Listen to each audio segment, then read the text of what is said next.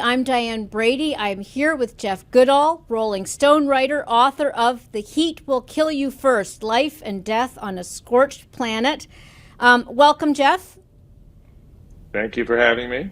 So this is your seventh book and your number 6 on the New York Times bestseller list I saw. So congratulations on that. I want to start with, are you surprised at the intensity of this summer's heat?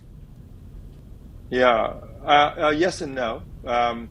Obviously, I wrote this book about heat, which I started 4 years ago because I knew that I had an instinct that, heat was going to be increasingly important and that we don't understand very well how heat works, especially to our bodies and the risks and dangers of it. So I really wanted to talk about that.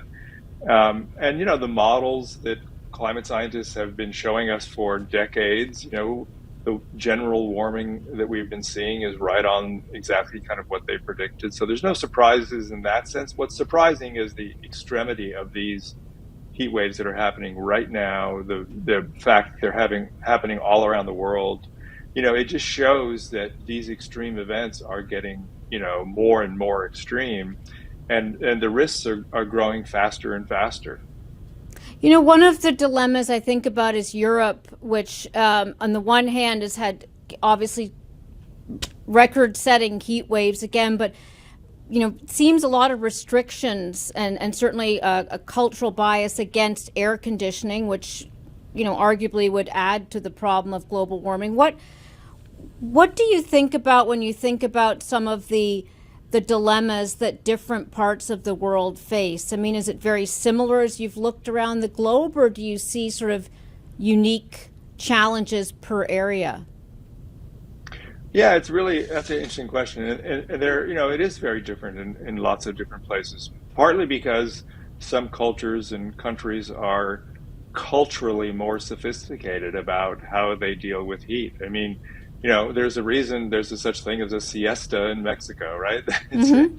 a break during a hot part of the day. And people, my wife is from Mexico City, and, people are used to dealing with heat, and they know that, like, you get up early in the morning, you work in the cool of the morning, and then you take a break in the middle of the day when it's hot, and then you work into the evening. So there's various levels of kind of cultural sophistication about heat.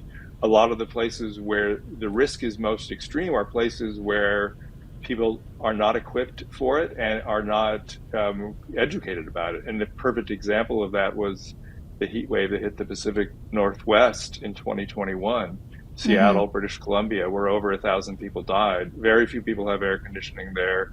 Very few people understand the risks of heat at all, what to do, how to deal with it.